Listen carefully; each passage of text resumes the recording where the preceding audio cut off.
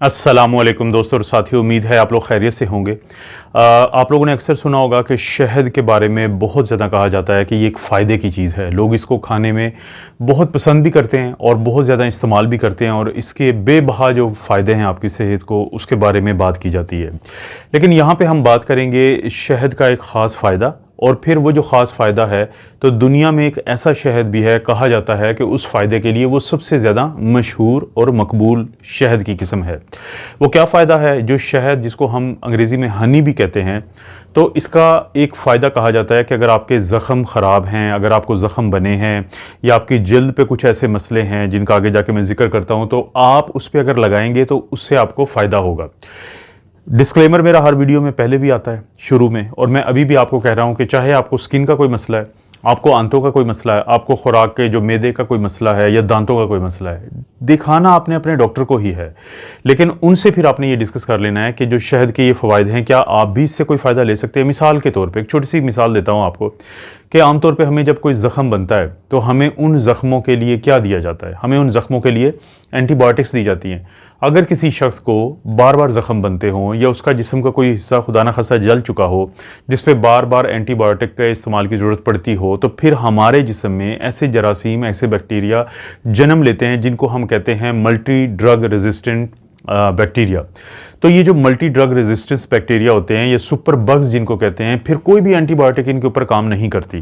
तो बजाय इसके कि एक के बाद दूसरी एंटीबायोटिक का इस्तेमाल किया जाए, तो आप अपने डॉक्टर के साथ मशवरा करें कि ये जो बहुत ज़्यादा कहा जाता है कि जो शहद है, उसके जो बहुत सारे फ़वाइद में से एक फ़ायदा ये है कि आपके ज़ख्मों को ठीक करता है, और इसी तरह से अगर कोई जले हुए हिस्से होते हैं उनको ठीक करता है। आपके जिल्द के जो मसला, जैसे डर्माटाइटिस है, एक्जिमा बड़ी मशहूर बीमारी है, या मुंह के जो अल्सर्स होते हैं, या दांतों में ये जो आपके मसूड़े होते हैं, इनकी जो इन्फेक्शन होती है जिसको हम जिंजिवाइटिस कहते हैं, या दांतों की और जो मुख्तलिफ़ किस्म की इन्फेक्शंस होती हैं, तो इनके बारे में फिर कहा जाता है कि अगर आप हनी जो है उसका पेस्ट लगाते हैं तो वो आपको इन जरासीम्स के ख़िलाफ़ बड़ी अच्छी मज़ाहमत मिल जाती है, और एंटीबायोटिक की जो रेजिस्टेंस की वजह से सुपर बग आपके जिस्म में पैदा होते हैं तो वो भी नहीं पैदा हो पाते।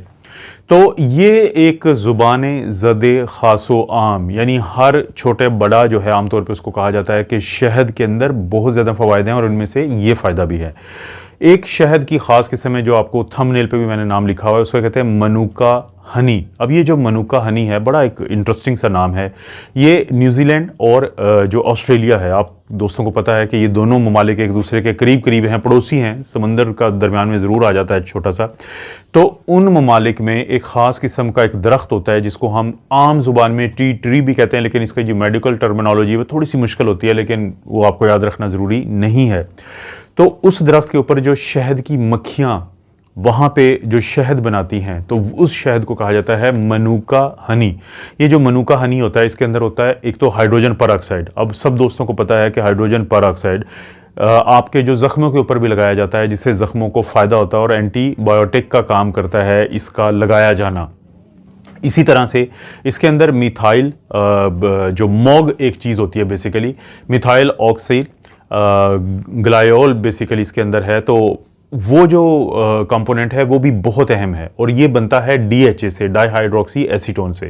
यानी जो मिथाइल ऑक्सी ग्लायोल ऑक्सी जो है वो बनता है DHA से, और DHA जितना ज़्यादा ये बनाता जाएगा और उतना ज़्यादा चांसेस हैं कि किसी भी शख्स के अंदर जो आप वो इस्तेमाल करेंगे शहद, उसके अंदर एंटीबायोटिक का इफ़ेक्ट आएगा। सिवाय उन लोगों को जिनको मक्खियों से एलर्जी हो, यानी जो शहद की मक्खियाँ होती हैं, या वो लोग जिनको शुगर का मसला हो, तो ज़ाहिर है कि उनको बहुत मोहतात रहना होता है क्योंकि आपकी शुगर बढ़ सकती है। लेकिन इसके अलावा जो ज़ख्मों को ठीक करने के लिए बहुत ज़्यादा ये कारआमद है, और इसके अंदर एक और लेप्टोस्पिरिन नामी एक और कंपोनेंट होता है जो कि बहुत ज़्यादा फ़ायदा देता है लोगों को जिनको ज़ख्म बने होते हैं, जिनको जल्द की इन्फेक्शन होती है, तो उनको ये पेस्ट लगाया जाता है।